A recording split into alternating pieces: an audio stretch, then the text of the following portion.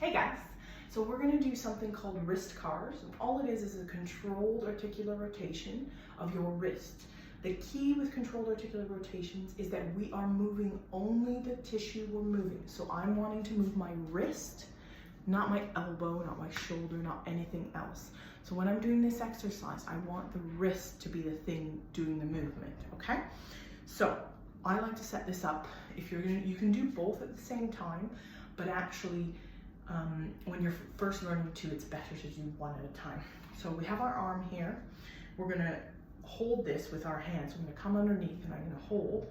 If not, you can think about if there was a phone here and you try not to tip it over. I don't want that forearm, which is elbow motion, moving.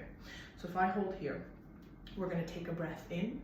We trap the air in our lower abdomen and we're gonna tense and radiate our arm, 20-30%.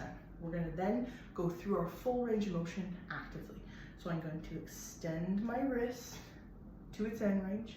I'm gonna deviate inwards, so ulnar, and this is where you can see your forearm's gonna wanna rotate. Don't let it. Coming up and coming all the way out, and there won't be as much range here, so don't worry, but try to push your end range.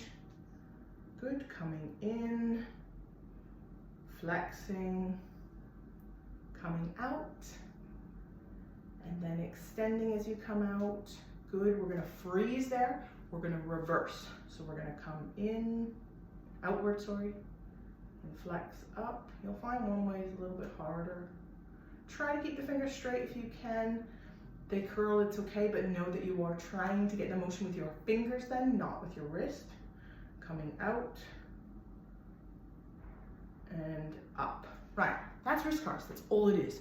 Maintaining tension, control, actively reaching for the end range and exploring and trying to get more. The difference between that and this circle is the tension, the control, and the end range, the intent. So we're trying to push that limit, which teaches your brain, it gets blood flow into the tissue, and we're improving our mobility, right? So the second variation we're gonna do with our wrist is holding a ball. Now, this is a squishy kind of Pilates type, it's called a Franklin ball, but you can use some rolled up socks. I've even used, if I'm at the gym, a rolled up shoe. I wear Vivos so they can roll up. You can use anything that you can just have a grip on. That's all, okay? We're gonna do that same exercise now. So I'm gonna be here and I'm gonna move this wrist. So I'm gonna extend, maintaining this tension on my wrist, coming up, flexing. Sometimes with the ball, you can find you get a little bit more range, extending. Good. I'm going to show you, I'm going to freeze and we're going to reverse. I'll show you from the side. So we're going to come all the way inwards, extend that wrist. Good. Maintain the tension, coming out, flexing up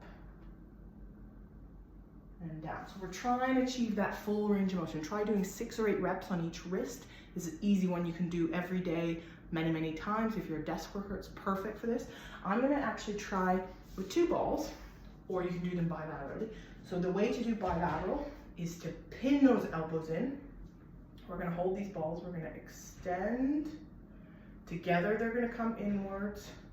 Together they're gonna flex.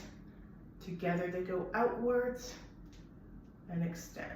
Coming inwards, coming up, coming outwards, extending. And then we reverse. So we're gonna freeze, we're gonna go outwards, flex up, coming in, and extending down. Repeat that, try double. Once you get that going with one, try doing them at the same time. Clicking is normal. If it's painful, stay within your pain-free range.